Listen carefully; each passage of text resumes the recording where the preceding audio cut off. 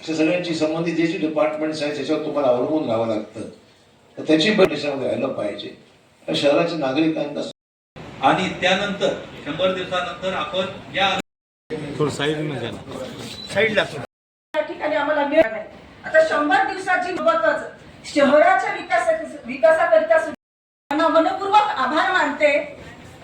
त्यांनी आमच्यावर जो विश्वास दाखवला, जी जबाबदारी दिली, ती जबाबदारी पूर्ण करण्याची वेळ आता आमची आलेली आहे.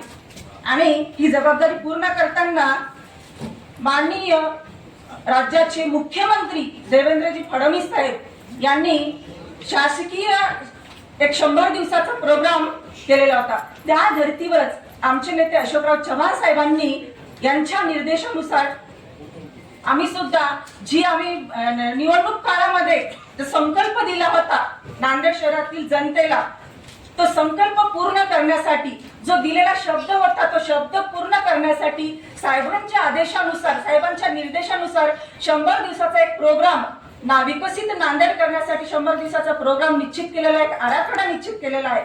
आणि त्या आराखड्यानुसार शहरातली स्वच्छता, वाहतूक व्यवस्था, महानगरपालिका मार्फत देण्यात येणारी नागरी सेवा, तसेच सर्वात महत्त्वाचा विषय म्हणजे गोदावरी नदी प्रदूषण मुक्त करणे, तसेच शहरातील स्मशानभूमीचा जे संबंधित जो विषय आहे तो विषय, तसेच पुतळा उभारणी करणे, मुख्य जे चौक आहेत त्यांचं सुशोभीकरण करणे, महिलांसाठी खास स्वच्छतागृह उभारणे, ट्रॅफिक सिग्नल जे AI बेस्ड ट्रॅफिक सिग्नल आहेत ते ट्रॅफिक सिग्नल बसवणे, तसेच शाळांमधील ज्या भौतिक सुविधा आहेत ते सुविधा पुरवणे, वृक्षारोपण करणे आणि सर्वात महत्त्वाचं म्हणजे आरोग्य, वेगवेगळ्या प्रकारच्या आरोग्य सुविधा जनतेस पुरविणे.